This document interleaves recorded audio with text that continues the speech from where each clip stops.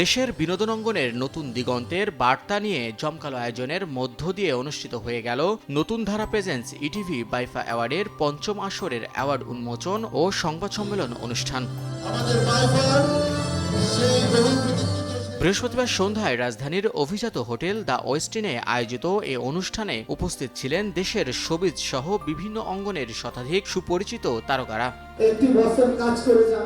বাইফা অ্যাওয়ার্ডের chairman Marina আক্তারের সভাপতিত্বে আয়োজিত অনুষ্ঠানে বক্তব্য প্রদান করেন বাইফার প্রতিষ্ঠাতা ও সিইও শাহরিয়ার স্বপন, বাইফার অ্যাডভাইজার মোহাম্মদ মানসুরুল হক, বাইফার ডিরেক্টর অন্তু করিম এবং মিডিয়া ব্যক্তিত্ব রাজু আলিম সহ জুরি বোর্ডের একাধিক তারকা। বাইফা অনুষ্ঠান শুরু থেকেই কিন্তু আমি শাহরিয়ার স্বপনকে শুধু বলবো না, এর সাথে যারা জড়িত আছে সবাইকে অনেক অনেক ধন্যবাদ এত সুন্দর অনুষ্ঠান করবার জন্য।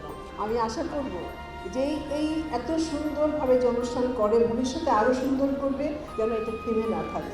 এর আগে আরো 4 বার এই আয়োজনটা হয়েছে এবং খুবই সুন্দর আয়োজন হয়েছে। তো আশা করছি সময়ের সাথে সাথে তো আসলে আমরা মানুষ বলি বা সংগঠন বলি, অভিজ্ঞতা অর্জন হয়। আগের অভিজ্ঞতাগুলো নিয়ে এবার তারা আরো সুন্দর আয়োজন করবে সেই আশাটাই তো করছি।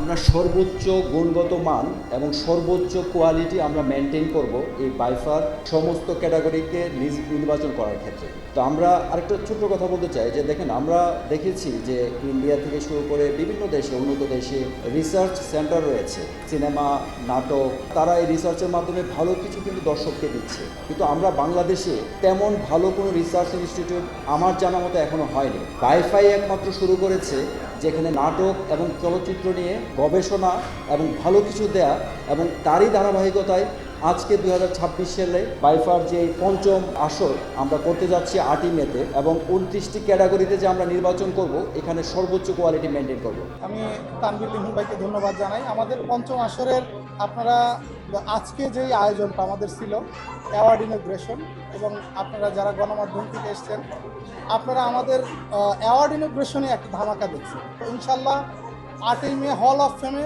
বিগেস্ট ধামাকা হবে। আগামী 8 মে রাজধানীর চিনমৈত্রী সম্মেলন কেন্দ্রের হল অফ ফেমে অনুষ্ঠিত হবে বাইফার পঞ্চম আসর। এবারের আয়োজনে শুধু পুরস্কার প্রদানে সীমাবদ্ধ নয়, বরং দেশের বিনোদন শিল্পকে আন্তর্জাতিক পর্যায়ে তুলে ধরার লক্ষ্যও রয়েছে বলে জানান এর সংশ্লিষ্টরা।